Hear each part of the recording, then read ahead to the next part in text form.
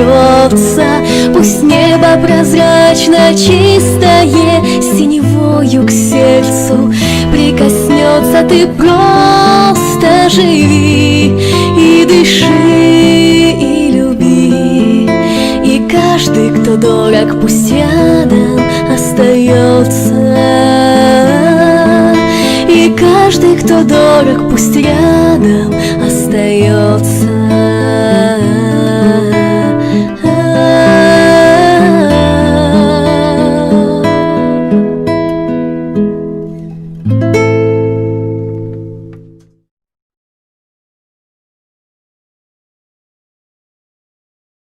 Another important aspect in the complex layers of the languages used in Ukraine is literature, poetry, and books. Therefore, we decided to talk with an Ukrainian poet and writer in Mykolaiv, Ukraine. Oksana Kovalenko shared her impressions as a writer, poet, and English teacher about Ukrainian and Russian poetry, past and current literary trends in Ukraine, language, and of course Taras Shevchenko. This is what we discover. Hello, I'm Oksana Kovalenko. I'm a poet from Ukraine, as well as a translator, as a teacher, and today I'm going to speak about poetry, probably.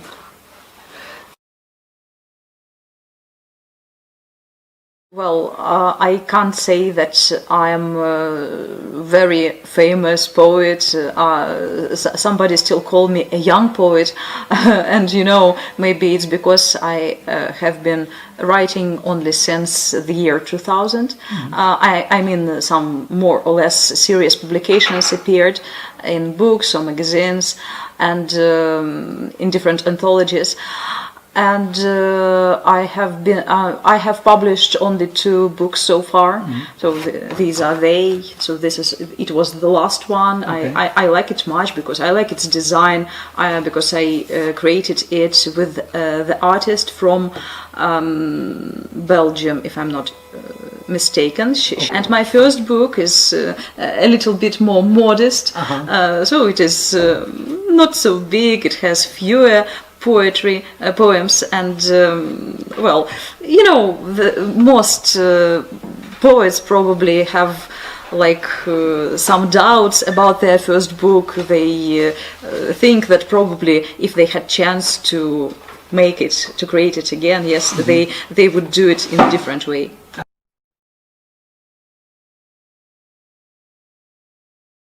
The first book, you know, it was something like I can't say that I have given much thought to creating the book.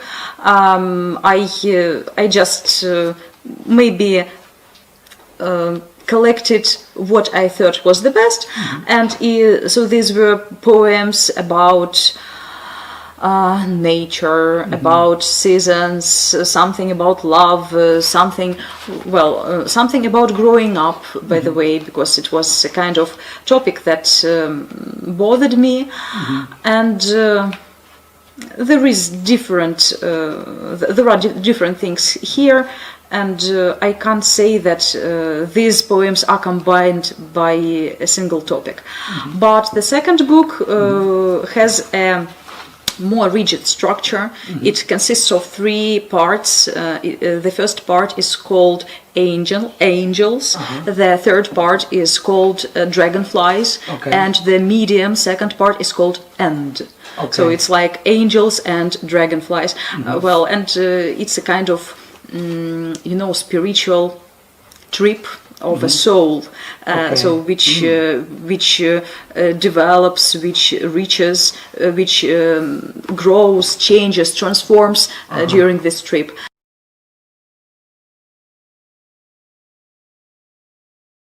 In the first book, it is mostly written in Russian, but there are 2 poems that were included in Ukrainian. But you know, I understood that maybe it wasn't very good combination. It should be either 50-50 Okay. or it should be two different books, I see. a book in Ukrainian or a book in Russian. But for some people it's okay.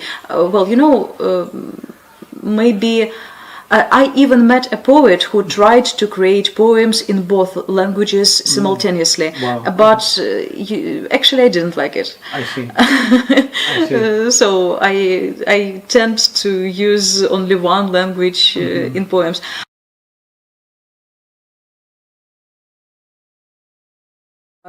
There are two or three. One in this book, and it was transformed into video poetry by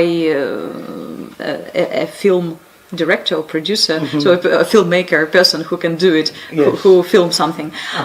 It is about growing up. It is called like this, and in this book, yes. Well, actually, I can't choose. Yeah, could There are two or you three. read one for us? Okay.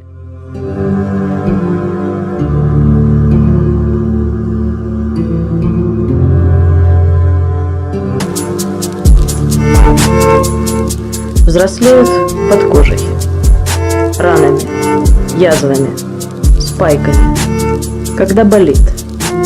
Ты взрослеешь из Кая в Каина, я из Лолиты в Лилит.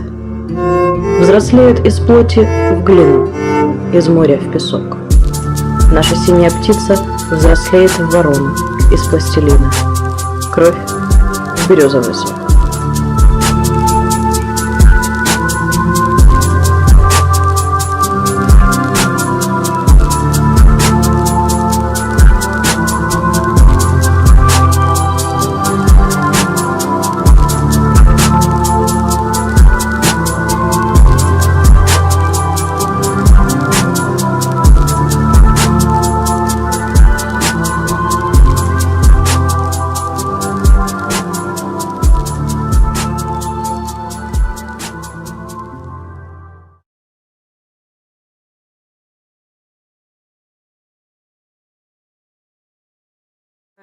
It seems to me maybe it depends on the region you live in. Okay. Because I live in the south of Ukraine, and Okay. here the language policy has been developing in such a way that people are used to Russian mostly, and I can see it visiting some people's presentations, other poets' presentations, that there is the attitude of the audience. There is the audience who go to listen to Russian poetry. There is the audience who go to listen to the Ukrainian poetry, and they are very rarely mixed, it seems to me. see. I have such impression. And I know people who are into literature, who write themselves, who are interested in poetry. But, there is something stubborn in them. They are not so flexible about the languages as I am. Because for me, it's not a problem. I write in both languages. Maybe earlier I wrote more in Russian, but now it's really 50-50. I see. And for me, it's not a problem which presentation to visit. I would gladly listen to a person who writes in English, in English too, of course, Yes. who writes in Ukrainian and Yeah. Russian, and I enjoy both languages and both ways of expression. But for some people, even nowadays, who live in Ukraine, but who are very stubborn in continuing to speak Russian, they don't want to switch to another language. It's a kind of their, very rigid position, and it's maybe the influence of politics on our life. Well, it's their choice.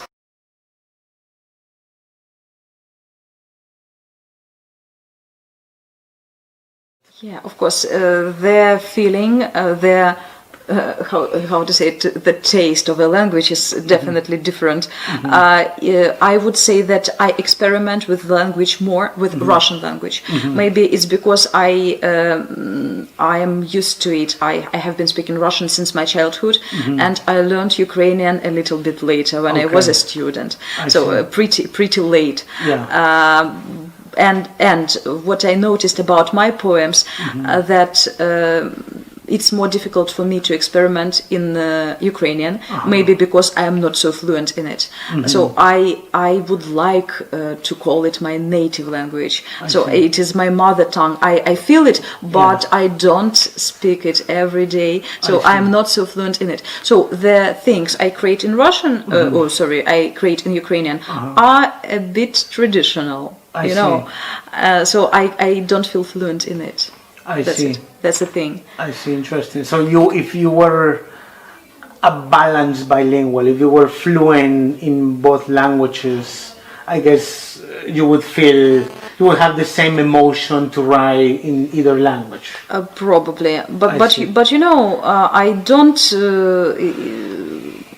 tune myself into writing in some definite language. It's something.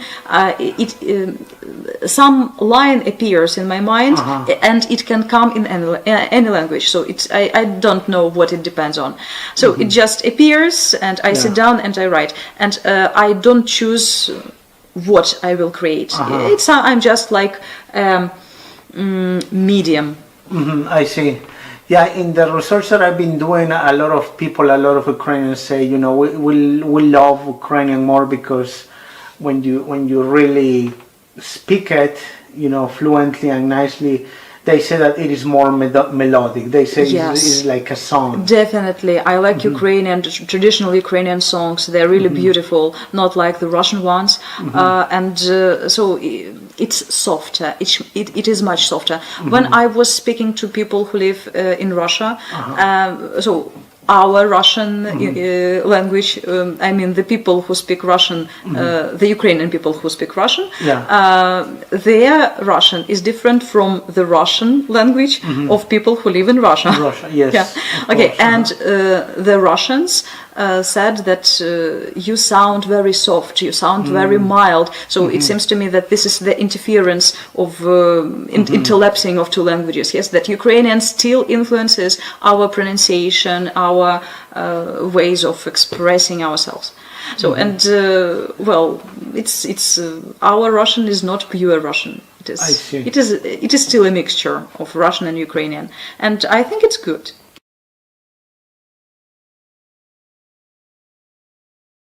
There are many representatives of both kinds. So there are many Ukrainian poets who write only in Ukrainian. For example, our famous poet who unfortunately passed several days ago, Dmitro Kremin, who he created Ukrainian poetry. It was about our native land. It was about Olvia, about its history. With some mixture of Greek culture, allusions, and so on. So it was very metaphorical, very deep poetry. He spoke Ukrainian in everyday life, and he created Ukrainian poetry. There are many of them. So of course there are more Ukrainian writing poets in Kiev, for example, in Western Ukraine, but here still there are many people who write in Russian. Sometimes they write in Russian, or sometimes, like me, they switch from one language to another. Yes.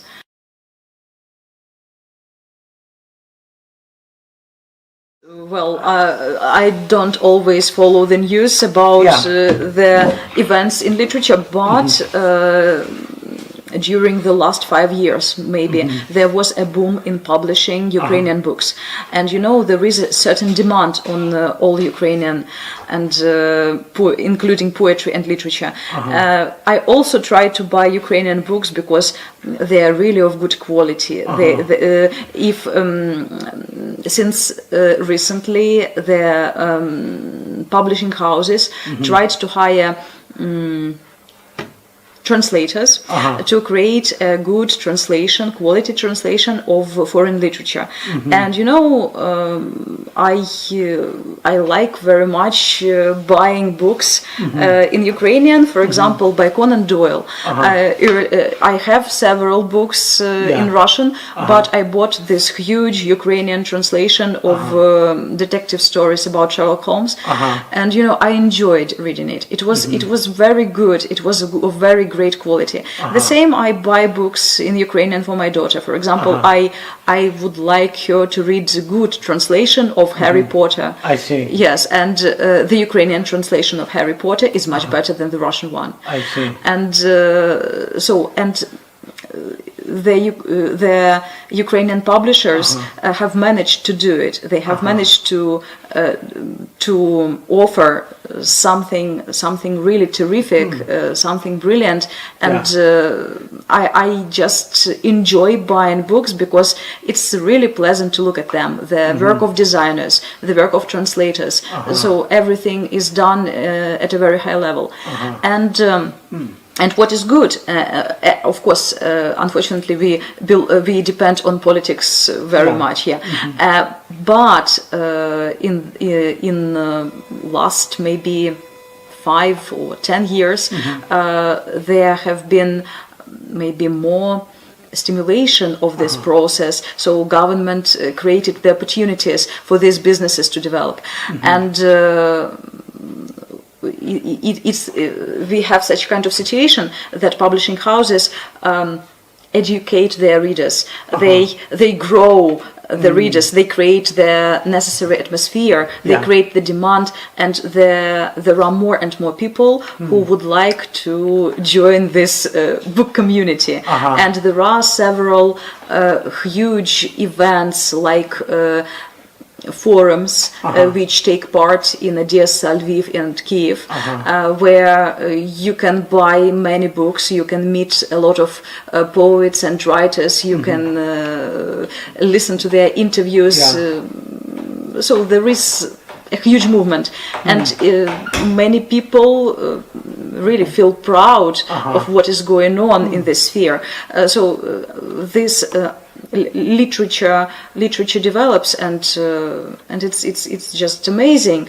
And what I noticed when I was in the bookstore, that Ukrainian books are a little bit cheaper than Russian ones, and I think it's a good policy because if you want to make people read in Ukrainian, you should give them such opportunity.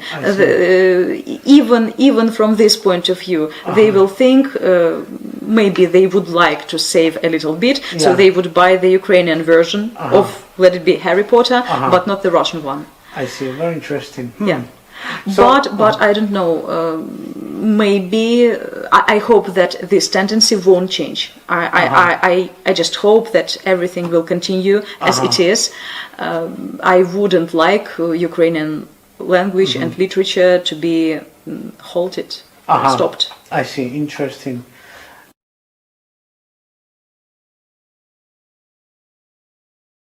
Interesting question. You know, it's interesting to read and to compare. You know, I try to translate from English myself from time to time. So for me, what is interesting to look at is the work of the translator. It's a kind of, the translator had a huge challenge, how they managed with that, how they tried to translate the game of words, how they translated the names. So, and I can't say that only one book brings me much pleasure. The comparison of them, that matters more.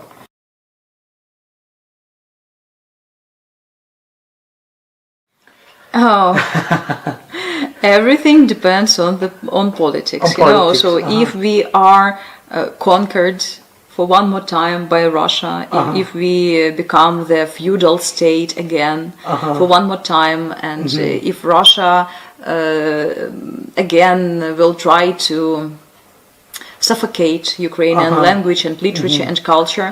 It has been trying to do it for many times and still is trying. You know, I would suffer a lot because of it. I wouldn't like this to happen. So we live in so unstable time now, and we don't know what is ahead, what is awaiting around the corner, and. Of course, I would like Ukraine to develop as an independent country with its own language and culture and good translations from Russian, by the way, from foreign languages and literature, but without any interlapsing, intertwining, and so on. So. If we were allowed to have our own independent way, a lot of people would be just happy. So a lot of people now, I mean my colleagues who have philological education, are now, let me find a word, they have good jobs. They are really busy. They are busy in creating some projects in translation. They are involved into shaping the culture, you know, and it's very important. So there was. You know, a lot of people nowadays are discussing the new version of Ukrainian rules, of new Ukrainian rules that were passed or approved by the minister these days. And some people don't like it very much. They try to criticize it, but I think that it was something that happened lately. It is very important to go back a little bit in history. So we have been so for so many years. Russia tried to erase the language and the history from our minds, tried to show us that it is something not important, that we don't need to remember all of it, and it concerns the language also, because many dictionaries, the whole language system was adapted to Russian absolutely in an absolutely artificial way. So they tried to make it some I don't know, deteriorated copy of the grand Russian language, but actually not. But actually, Ukrainian doesn't have so many common features with Russian as it has, for example, with Belarusian or with Polish languages. So these are completely different languages. So it was a crime to change, to try to limit our language like they did.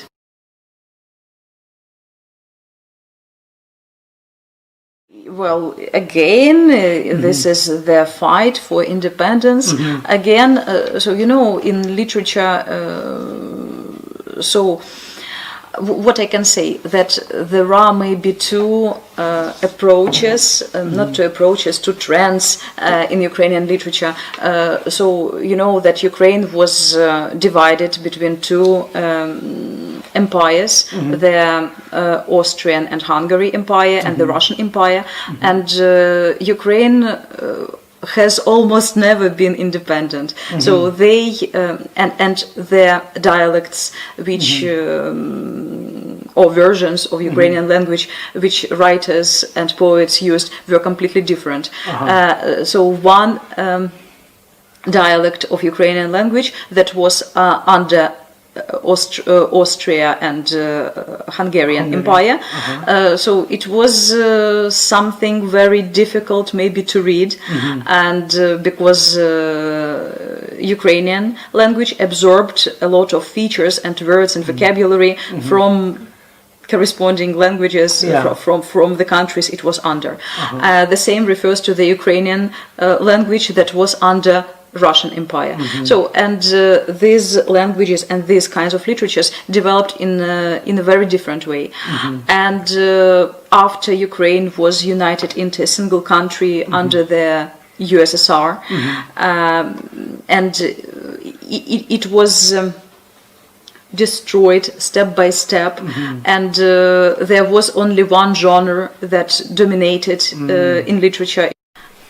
So it was social realism, and so it was something that was very certainly killing literature. So there were definite demands, and if the writers didn't create their product according to their order from the party, it was a bad literature, and so these writers were physically destroyed. And thanks God, there were different trends, there were different novators who tried to create something new, who were in a position to this mainstream social realism. So there were people who created a lot of interesting things in 60s. So they were called шестидесятники or dissidents. Yes, that's right. Okay, there were people who did the same in the 80s. So in the 80s and 90s there were many literature groups who developed literature according to some aesthetic norms, but not according to the political order. And nowadays, you know, in Ukrainian literature, there are many directions. So there is the realistic genre, of course. You can read different novels. You can read a lot of historical novels about history of Ukraine and not only. There is such a genre that is called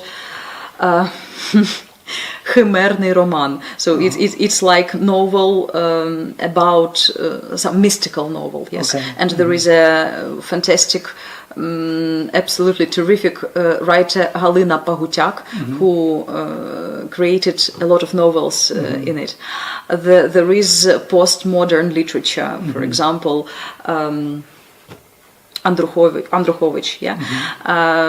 So, and luckily nowadays literature has many trends, and that's good, because all people have different demands, have different tastes, and it seems to me that Ukrainian literature tries to satisfy these tastes. And I know that nowadays there are many writers who create literature for children, and this is a really good quality literature. My daughter enjoys reading these books, and for example, Sashko Dermansky, he creates fairy tales for children. If we speak about some how to say it, more respected authors, this is Vsevolod Nestaiko. Well, there are many books I would like to buy for my daughter, and I enjoy them myself.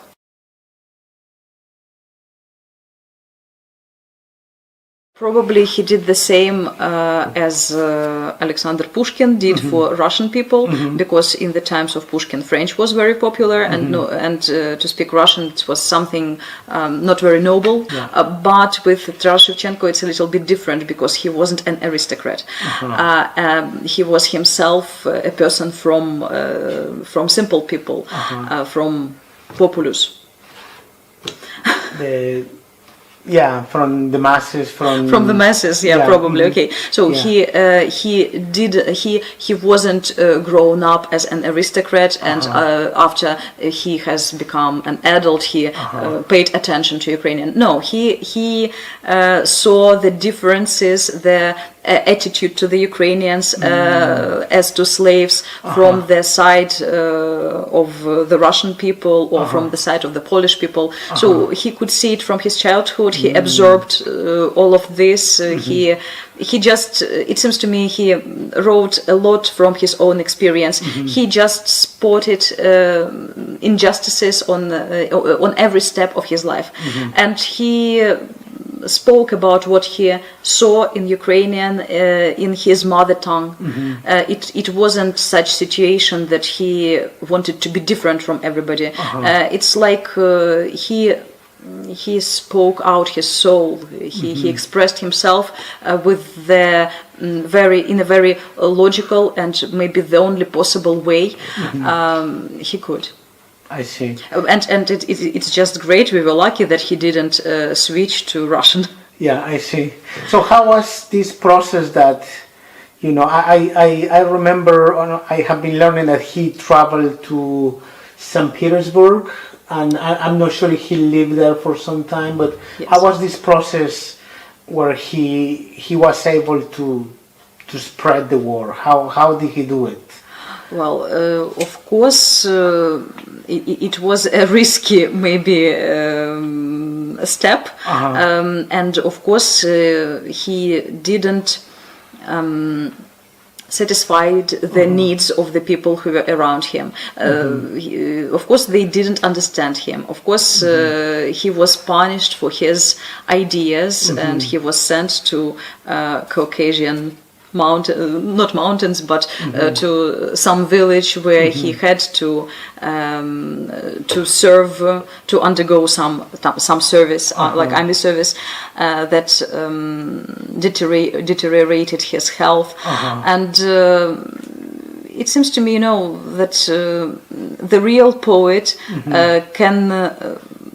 can raise very important things, can raise very important subjects in their creative work, and it is a natural step that they are punished for that, that the government or the ruler of the country doesn't accept their ideas, because nobody likes to hear the truth, and nobody can live with it. I see. Yeah, that's true. And for real genius, maybe it is a necessary step to undergo some, I don't know, torture or some very unpleasant moments in their lives, because it's a kind of cost of their talent, of their gift.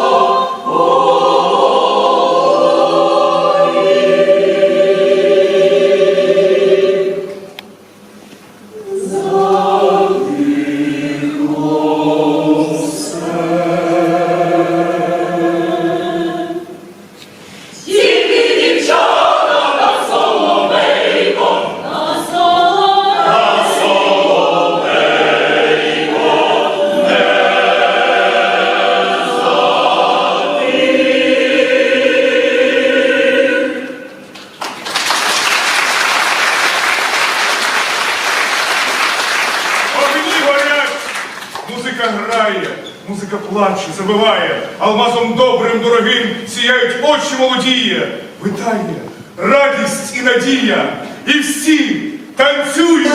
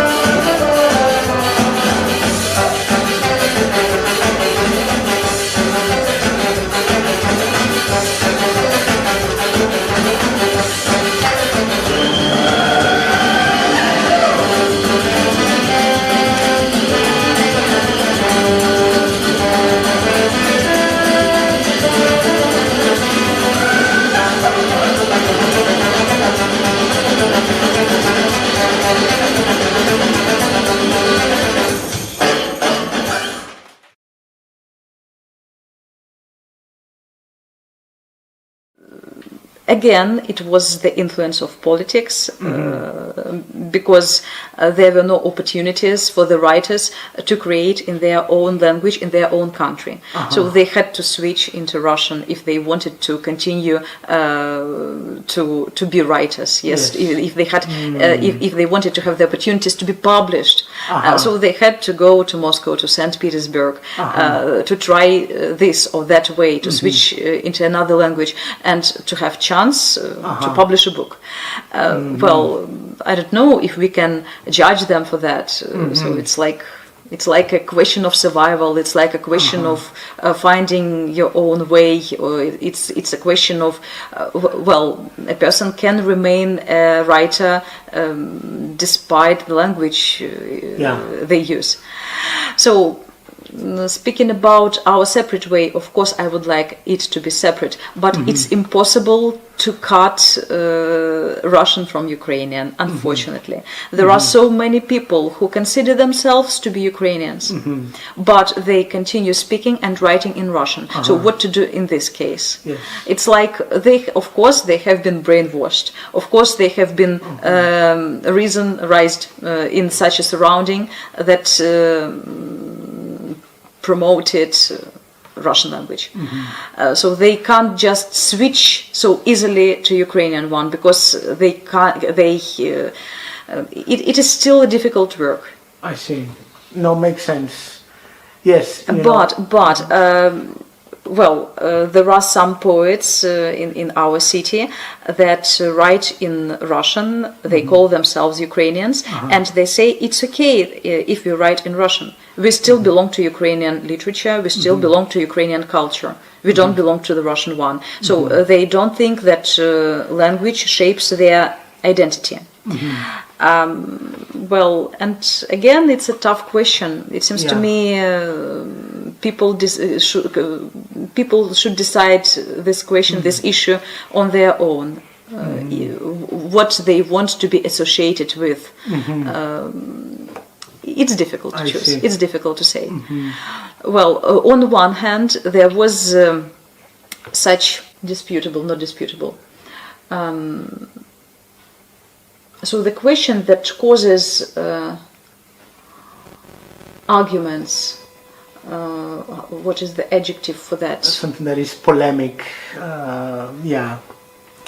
Polemic is... Not exactly. Something else. I wanted to say something else. I know, okay. It's a... What kind of issue? Hot topic is... Like hot topic. Yes, but actually I have forgotten what I was talking about. Yeah.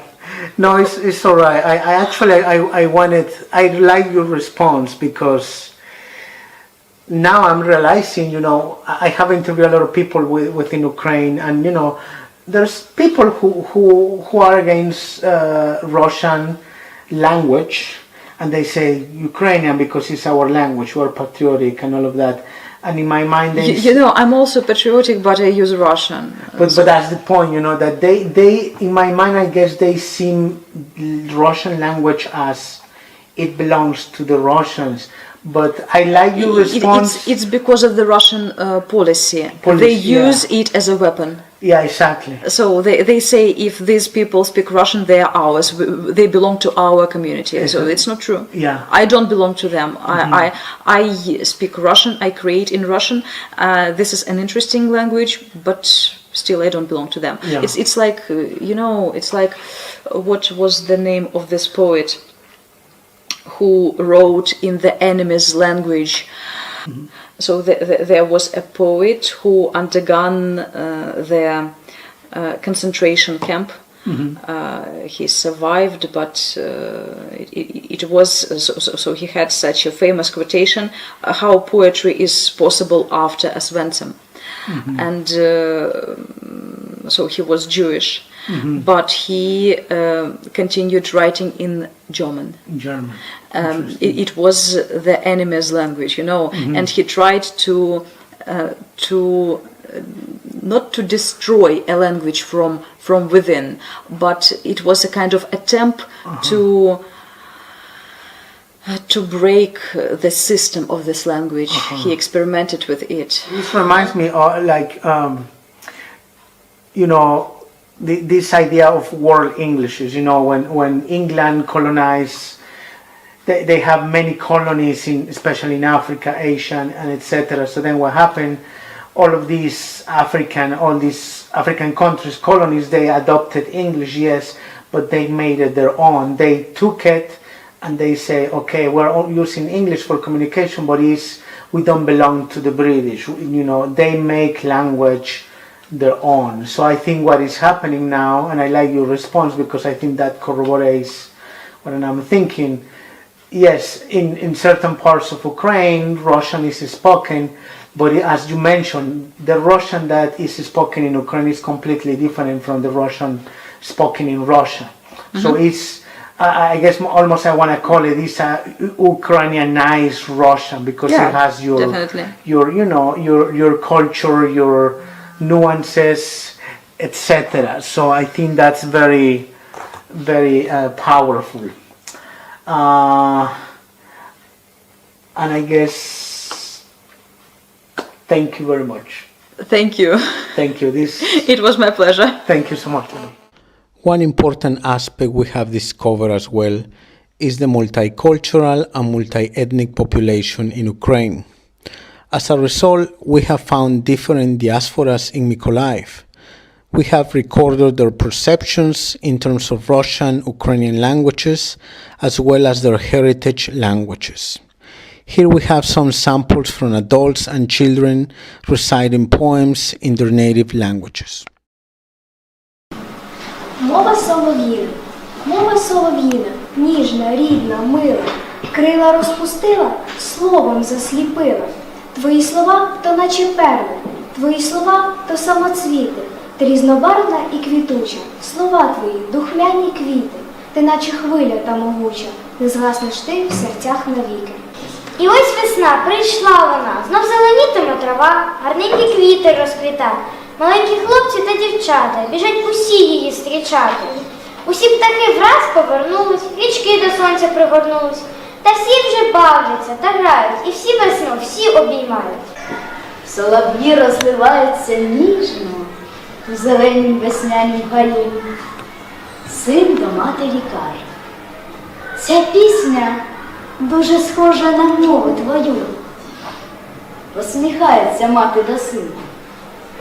Пам'ятай, моє миле дитя, рідна мова завжди солов'їна, зігріває людей все життя. Наша мова живе і буде жити, бо вона ніби подих весни.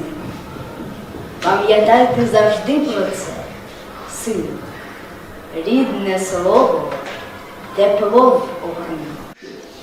Во мне течет голубая кровь подмосковных озер и сибирских рек. В России мне явилась любовь, с Украиной смерть навек. В глаза мне вплавились пятна лесов, сияющих нежностью рощ под Москвой, глухих, таежных, с присвистом сов, боров тамбовских, дремучий вой. Рязанских дев простодушный хор не ставил души упрямую стать.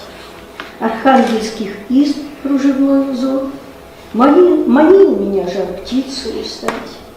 А питерских улиц прямые углы, панели каналов, чертоги мостов меня изваяли, слепили, смогли отлить судьбы совершенный остов. Во мне течет голубая кровь, подмосковно-сибирская круговерть и знание, что такое любовь. Уже не страшна безумная смерть. Если б моя мама песен мне не пела, колыбель качая, как лодку на волне. Эти песни птичьи в океанах неба, над ущельем струны скрипок дождевых, запах свежих листьев и родного хлеба, снятого с горящих угольков живых. Где бы взял я силы для такого дела, этим всем наполнить сердце, что во мне, если б моя мама песен мне не пела, колыбель качая, как лодку на волне. Разве стал бы этот мир таким родным, жизнь такой бесценной, чтобы над ней дрожать? Человек бы разве стал таким любимым, чтобы его хотелось к сердцу вдруг прижать? Вечное с мгновенным разве бы сумело так нахлынуть, слиться, так бурлить во мне, если б моя мама песен мне не пела, колыбель качая, как лодку на волне. Серця мне весна хвалює знов, зимній смуток зняла як рукою. Перший цвет, як першая любов, нельга ад яго знайти спокою. Пригажейшим став навокал свет, ад красы завжди мягчеють душі. Вишні вабны выкинули цвет, як невесты, белых строях груши. Радуя природы новина, и блакит небес, и зяння сонца, дорить суд чаровная весна, да не может доўжыцца бясконца. Дастаткова у вясны украс, лёс дае цудоўную нагоду, марна не згубіць чароўны час, майскага напіцца ўдосталь мёду. Прыйдзе і наступная вясна, невялічкі тэрмін развітання, толькі ў жыцці адна вясна майго першага кахання. Шумить шумненько гайок, галейком махая, люби меня, дитючок, бо я молодая, я пригожая девчина, никто не жахнется, тварь червона, як малина, сердце бьется, сердце бьется, любви хоче, сердце же другого. Не могу я спать и ночью, як жаху якого. Все к подушечке тулюся, к грудям притискаю, то смучуся, то смеюся, то кого ж чекаю. Ой, чекаю, что ж марудишь, дичачок со мною? Приди только, счастлив будешь с девкой молодою. За седьмями горами, за седьмями лясами, ясно звикла країна, со щитати лизачі. Со там звужи, доліна, со єжори, ніжіни, Балтик може широкий, в нім безкрешні глибини. Со там гури високі, со єжори глибокі, плиножеки, струміння, ляси чором зелені.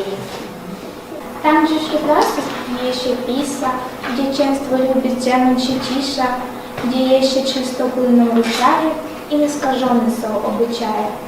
Рано глонко уплынул туман, часом ложила сувужи заспані, лечик над лечи розпустить фалу и выландовать чуваши свежали.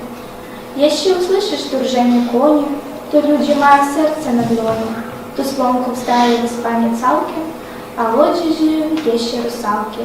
Мовили мешканці, że w tych oparach, że ще wtedy przeróżne czary. Może to tylko blefie sorocze, bo w strach jak dawniej miał wielkie oczy. Gdzie kwitną pięknie kwiaty na łące, gdzie lubię bywać księżyc i słońce i gdzie się rodzą urocze córy, tam są Mazury, moje Mazury. Çin kızı söyledi iki növcevan, başka bir şehre oldular revan. Gencin birisi xeyir, o birisi şərdir. Onlar adları tek kişilər görərdi. El bilir ki sen benimsin, yurdum yuvam meskenimsin, anam doğma vatanımsın. Ağrılar mı könül candan, Azerbaycan, Azerbaycan. Ben bir uşaq, sen bir ana, odur ki bağlayam sana. Hem ki semte, hem ki yana, hey uçsam, da yuvam sensen, elim günüm obam sensin.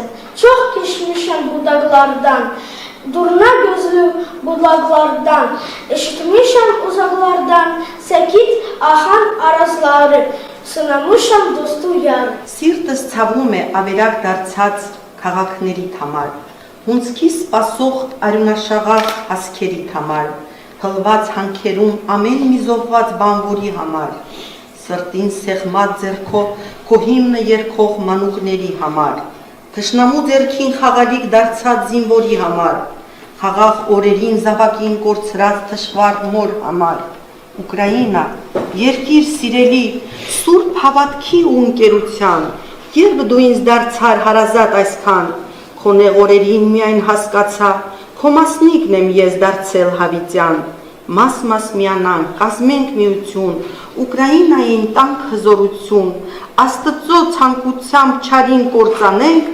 ստեղծենք կապույտ երկիր ու խաղաղություն։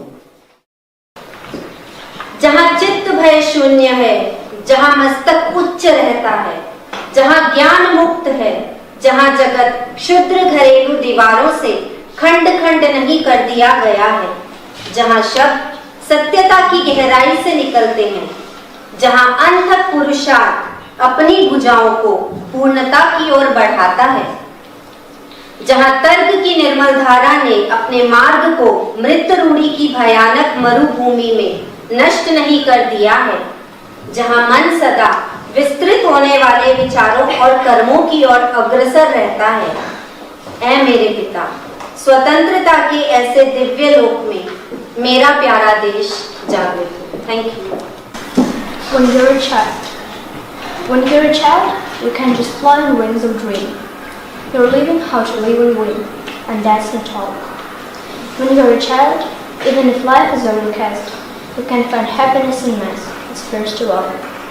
When you're a child, a distant shine above your head, everything fine, on joyful play, flying about, the rainbow and sunny clouds.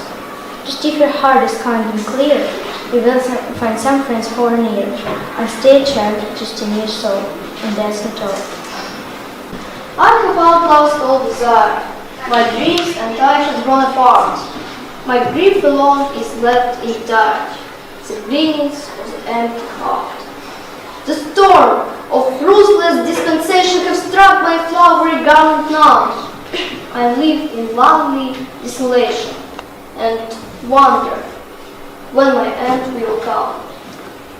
Does an naked tree lean, blast by tardy winter's whistling chill? The single leaf which has outlast its season will be transient still.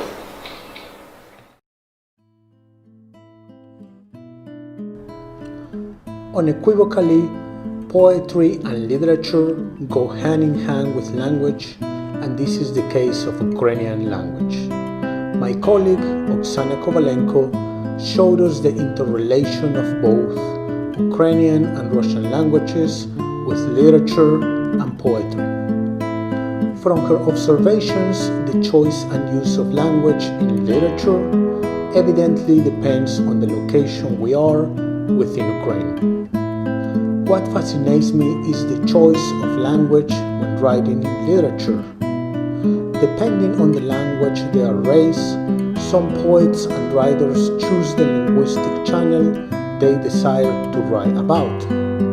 As Oksana declares, this default language gives writers a more intense feeling and a reason to express their mind and feelings. It seems to me it is good to have Ukrainian language being somehow revitalized in literature and poetry.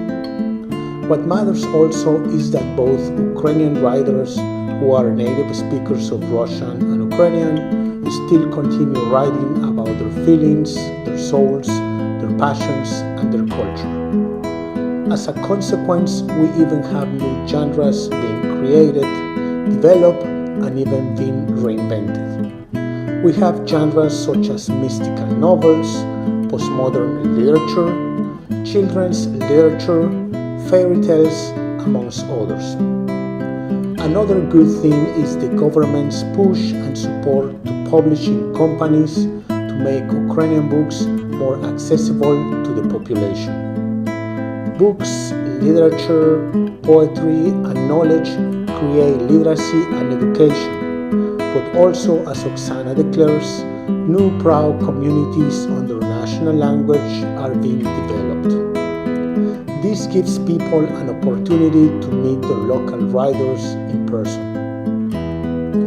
Perhaps now Ukraine can breathe the wings of linguistic and cultural freedom desperately deserved by their citizens from the former Russian Empire, the former Soviet Union, and the current Russian dominance. As Oksana has pointed out, historically, Ukrainian language was first influenced by the interactions and supremacy from the Russian and Austro-Hungarian empires, but under the USSR, Ukrainian language and culture were forced into the mold of the Russian language. However, nowadays, Ukrainians are fighting for their identity. Writers and poets are now using Russian to express their Ukrainian identity, and they are making Russian their own, an Ukrainianized Russian language version. On the same token, other poets and writers continue creating literature in Ukrainian, just as their great ancestor and role model, Taras Shevchenko. He lives in the hearts of Ukrainian people as a hero, as a reformer, as a supporter of Ukrainian language who went against the Russian status quo at the time. Just as Alexander Pushkin struggled under the influence and expansion of French, Taras will always be remembered as a living proof that when feelings, passions, and the soul of a person need to merge, it can be done with the mother tongue, and it can also bring benefits for the regular people, common citizens, and not only for the aristocracy. Finally, as we have discovered in our research, different diasporas live and coexist in Ukraine. We witness how people, including children, adults, and elders, can express their feelings through poetry in different languages, making Ukraine a great tapestry of languages and cultures. So, if Russians, Polish, Azerbaijanis, Belarusians, or Armenians can express their feelings through poetry and literature, and also feel freedom when doing so, then Ukrainians can also experiment the same. Let us hope that Ukrainian literature can continue to strive in Ukraine, but also to go hand in hand with Russian literature. Perhaps an Ukrainianized Russian literature with Ukrainian soul, because let us remember, a language doesn't belong to a nation, but a language belongs to all those who use it, and users can include their own cultural flavor on it.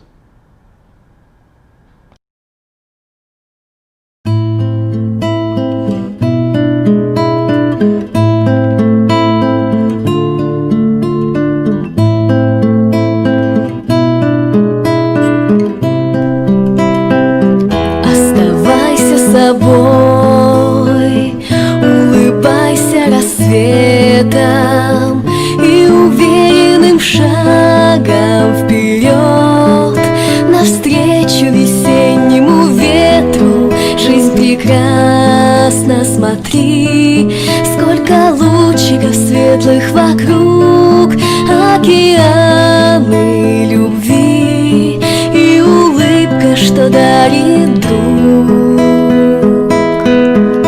Пусть солнце лучистое в душе твоей разольется, пусть небо прозрачно чистое синевою к сердцу прикоснется. Ты просто живи и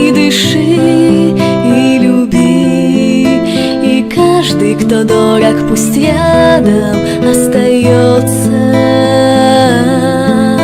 И каждый, кто дорог, пусть рядом остается.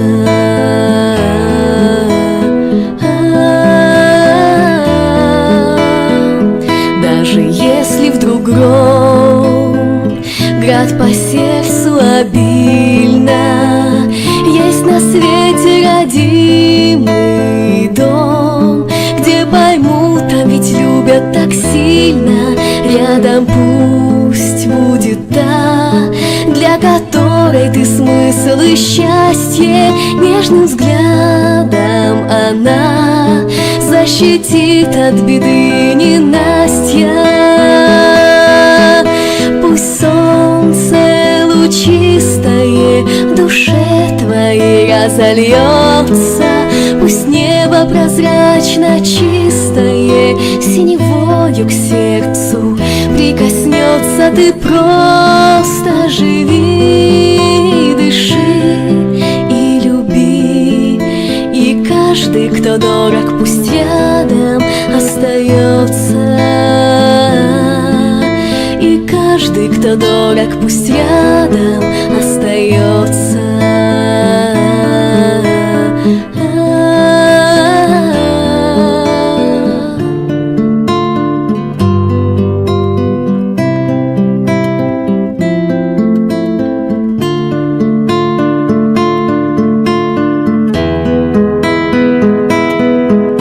Пусть солнце лучистое в душе твоей разольется, пусть небо прозрачно чистое синевою к сердцу прикоснется. Ты просто живи и дыши и люби, и каждый, кто дорог, пусть рядом остается.